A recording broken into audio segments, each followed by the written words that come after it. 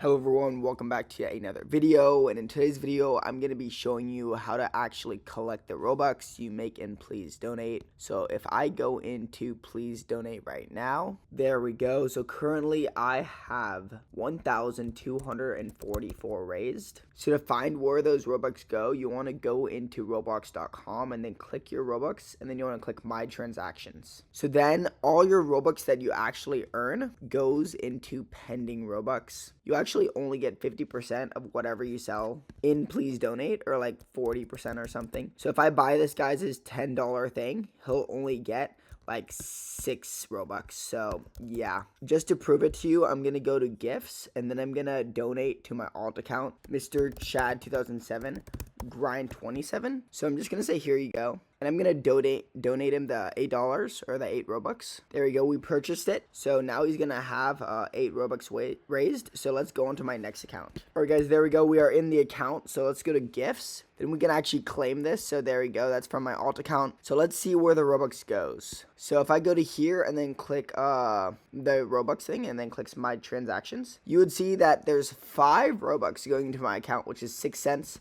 So yeah, you basically just wait. I think it comes in like a week or something, and yeah, you can just see it pending.